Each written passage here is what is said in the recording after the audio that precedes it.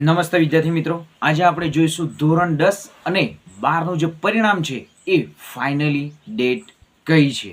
તો વિદ્યાર્થી મિત્રો, સંદેશ ન્યૂઝ દ્વારા જે માહિતી આપવામાં છે તો સૌપ્રથમ તે એ માહિતી જોઈએ.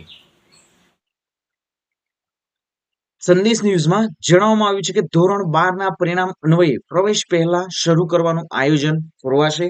બોર્ડ પરીક્ષાના પરિણામ ચૂંટણી બાદ જાહેર થતા યુજીની પ્રવેશ પ્રક્રિયા લંબાશે. તો વિદ્યાર્થી મિત્રો, ધોરણ 10 અને 12 માં જેમણે પરીક્ષા આપી છે એમણે હવે જે રિઝલ્ટ જે છે એ રિઝલ્ટ ચૂંટણી પછી જ વિદ્યાર્થી મિત્રો ડિક્લેર થશે અને ચૂંટણી 7 તારીખે છે. તો 7 પછી જ વિદ્યાર્થી મિત્રો જે રિઝલ્ટ છે એ જાહેર થશે.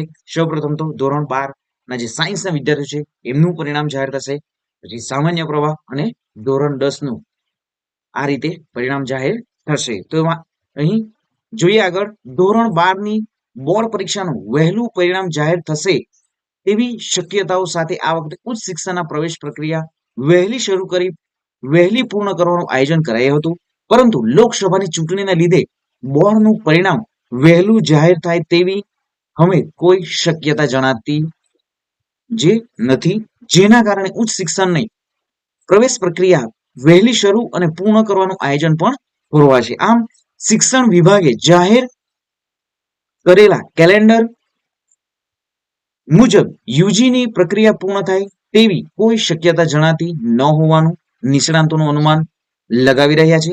શિક્ષણ વિભાગે તમામ યુનિવર્સિટીઓ માટે એકેડેમિક કેલેન્ડરની જાહેરાત કરી દીધી છે. આ જાહેરાતમાં પહેલા સેમેસ્ટરનું શૈક્ષણિક કાર્ય 26મી જૂનથી શરૂ કરવાનો નિર્દેશ કરાયો છે. સૂત્રો કહે છે કે ધોરણ 12 સાયન્સ સામાન્ય પ્રવાહનું પરિણામ 8મી મે પછી 9મી કે 10મી મે સાયન્સ નું જાહેર થાય. તો પરિણામ જાહેર કર્યા પછી એક સપ્તાહ સામાન્ય પ્રવાહનું પરિણામ જાહેર કરવામાં આવે તો પણ 15 દિવસ વિદ્યાર્થીઓને ઓનલાઈન રજીસ્ટ્રેશન કરવાની મુદત આપવાની જાહેરાત કરવામાં આવી છે. ડિગ્રી ઇજનેરીમાં પ્રવેશ માટે પણ 15મી મે સુધી રજીસ્ટ્રેશનની સૂચના આપવામાં આવી છે. આમ રજીસ્ટ્રેશનમાં જ મે માસ પૂરો થયા બાદ મેરિટ લિસ્ટ અને પ્રથમ રાઉન્ડથી લઈને 3 રાઉન્ડ પૂરા કરવામાં આવે. એક માસથી વધારે સમય પસાર થાય તેમ છે. આમ સરવાળો જૂનના અંત સુધીમાં પ્રવેશ પ્રક્રિયા પૂર્ણ થાય તેવી કોઈ સ્થિતિ હાલ જોવા મળતી નથી. તો ધોરણ 10 અને 12 ના વિદ્યાર્થી મિત્રો, કોલેજ જે છે એ પણ વિદ્યાર્થી મિત્રો તારીખ જે 26 જૂનથી ઓપન થશે અને વિદ્યાર્થી મિત્રો જે તારીખ 9 થી વેકેશન પણ છે.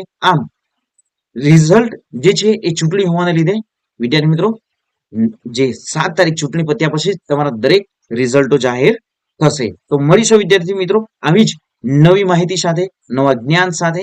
જય હિન્દ બાળકો, જય જય ગરવી ગુજરાત.